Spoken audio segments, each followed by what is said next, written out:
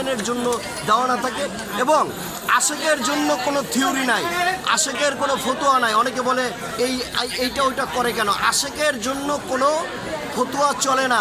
আশেক যে সে ইয়া হোসেন বলে রক্ত ঢেলে দিতেই পারে, আশেকের কোনো থিওরি নেই, এটাই ক্লিয়ার।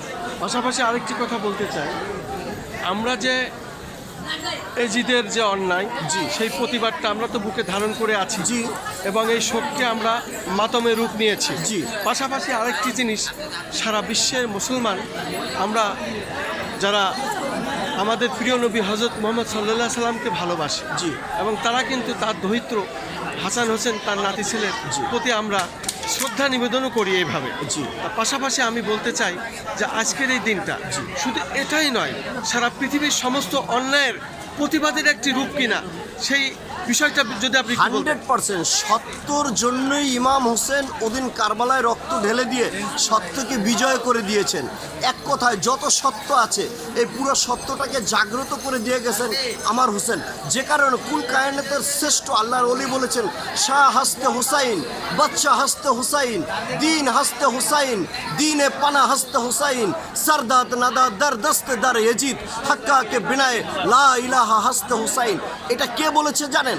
যখন অখণ্ডিত ভারতবর্ষে 4 কোটি মুসলমান, 4 কোটি মানুষ ছিল, এখন প্রায় 200 কোটির উপরে, ওই সময় ইমাম হুসাইনকে উদ্দেশ্য করে আমার খাজা মঈনুদ্দিন চিশতি এই বাণী বলে গিয়েছেন।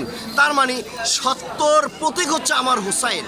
আমার হুসাইন সত্যর ঝান্ডাকে সেদিন তুলে ধরে বলেছে, এজিদ তোমাকে আমি হাত দিব না, প্রয়োজনে সের দিয়ে দেব, কিন্তু সত্যর পক্ষে এই বাতি আমি জ্বালিয়ে দিলাম। যেটা আমার খাজা মঈনুদ্দিন চিশতি বলে গিয়েছেন, শাহ হাসতে হুসাইন, বাদশাহ হাসতে হুসাইন, দিন হাসতে হুসাইন, দিনে পানা হাসতে হুসাইন, সরদাদ নাদা দর দস্তে দার এজিদ, হাক্কা কে বিনায়ে লা ইলাহা হাসতে হুসাইন। আপনার নাম পরিচয় আরেকবার বলুন। আমার নাম আব্দুল সাত্তার। আমার এই মুহূর্তে পরিচয়, আমি ইমাম হুসাইনের একজন আশেক হিসেবে যাতে আমাকে কবুল করে আমার মাওলা মালিক। কাটটা রাখেন দেখবেন।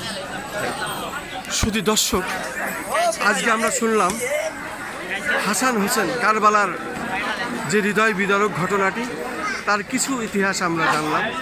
এভাবে আমরা একের পর এক ধারণ করে যাচ্ছি, বিভিন্ন সাক্ষাৎ নিচ্ছি, এই ইতিহাসকে আমরা তুলে ধরার চেষ্টা করছি।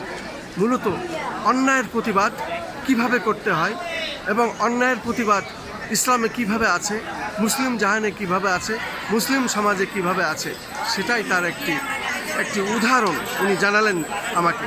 আমি আসলে কি বলবো, বলার ভাষা নাই।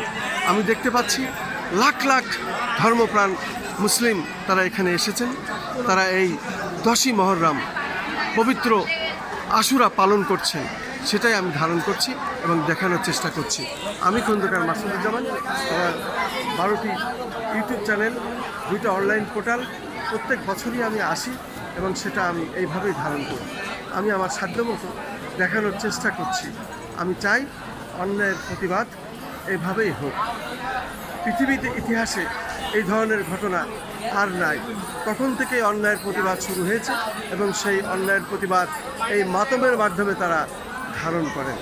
না কোনো হিংসা, না কোনো কারো প্রতি বিদ্বেষ, শুধুমাত্র তাদের আচার আচরণ ব্যবহার কথার মাধ্যমেই তাদেরকে ঘৃণা করা, এটাই আসলে তারা জানালেন।